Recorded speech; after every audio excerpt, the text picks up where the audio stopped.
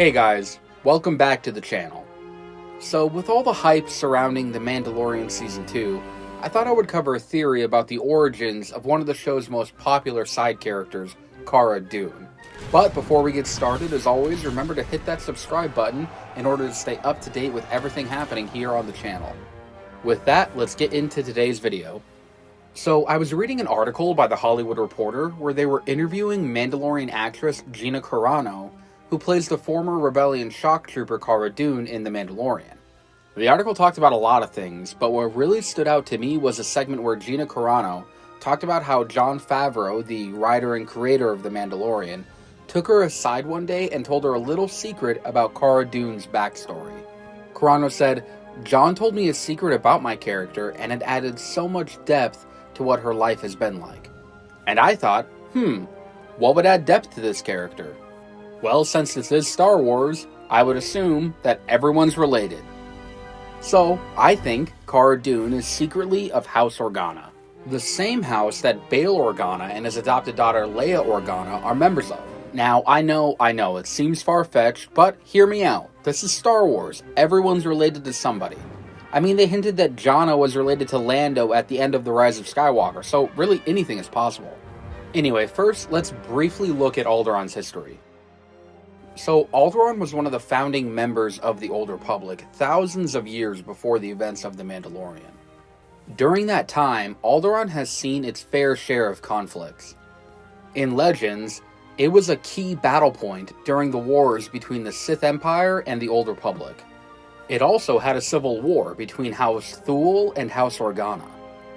House Organa eventually won the conflict and went on to be the ruling house for the next several thousand years. During that time, Alderaan was a peaceful planet, until it was destroyed by Governor Tarkin in the year 0 BBY. Not many survived the destruction of Alderaan, however, I believe Cara Dune to be one of those survivors. So, how did this happen? We know from Rogue One that Bail Organa, who was serving in the Imperial Senate at the time, returned to Alderaan to warn his people that war was coming. Obviously, the first people that he would tell are those of his own noble house, including his daughter Leia. I would trust her with my life. Whom he sent off to find Obi-Wan Kenobi. Another person that was warned was Cara Dune, a daughter of another noble family of House Organa. The nobles fled in the refugee ships, and we actually saw these ships in Star Wars Squadrons. Cara would have been devastated by the loss of her entire homeworld, and because of this, she defied her parents' wishes and joined the rebellion. I'm in. She tattooed a rebel insignia right below her eye to always remind her of what she fought for. She enlisted in the Shock Trooper Corps and saw most of her combat during and after the Battle of Endor. After that, she spent the remainder of the war hunting down Imperial officers and leaders that were scattered across the galaxy, hunting them down and eliminating them to avenge her fallen people. Eventually, as we know, she retired and was living as a mercenary until she met Mando and Baby Yoda.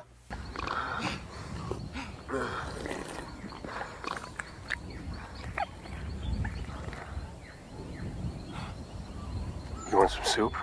And that's it. So the cool thing about this theory is that it doesn't really change anything about her character, but it does add depth, which is exactly what Gina Carano said. We already knew that she was from Alderaan, but making her an Organa, someone from a noble house who probably knew Bail and Leia personally, that does add depth and lore to her character. I know that we'll get to see more of her in The Mandalorian Season 2, and I hope that they decide to give us more of a backstory on this great character. I'd love to see her be related to House Organa in some way.